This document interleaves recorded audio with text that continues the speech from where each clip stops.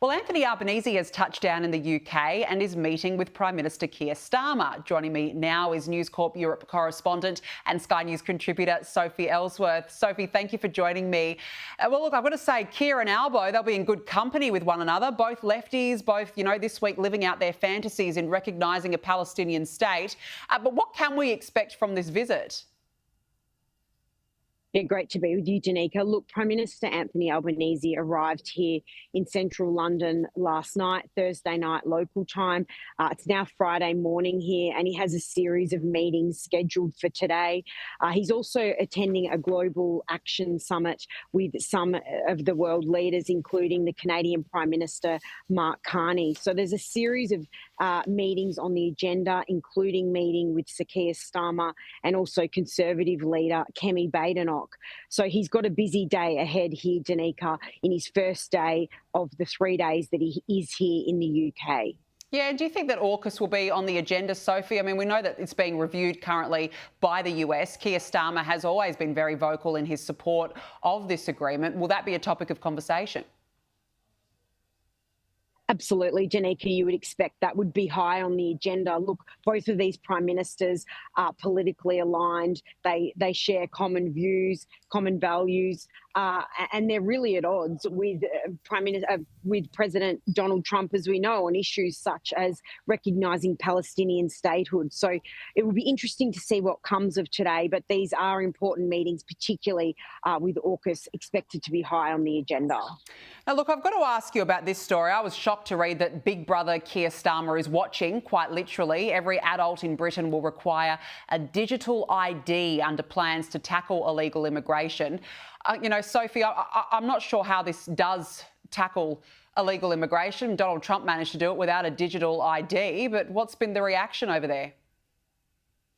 Well, it's very divided, Danica. The Prime Minister, Keir Starmer, is expected to announce this digital ID Brit card, it's called, the plan is to roll it out by the end of the decade, before the next election. There has been concerns that this is Big Brother watching a UK residents, but they're saying that to have this card, it will collate everything into one basically identity card and make it easier for people who are looking for jobs. They can show this as an ID card, and also when they're signing up to services. But there has been a mixed reaction, and how will it stop illegal migration? Keir Starmer is talking today about how Labor has failed on tackling migration. So he's really changing the tone here, because he knows that this is one of the biggest issues that Reform UK are having severe cut through in the British public, with the fact that the illegal migration issue must be tackled. Well, look, we're almost out of time, but I want to ask you about that, because good news for Nigel Farage in a new poll. Have a look at this from Sky UK. It puts Reform UK on course to be the next government, and Nigel Farage, of course, to be the next Prime Minister. This is what the House of Commons would look like. And the party with the most seats, Nigel Farage's Reform, up to 311 seats. That's up 306. Incredible result for them. 144 seats for Keir Starmer's Labour Party. That would mean them losing 2/3 of their seats. 311. That's extraordinary, Sophie.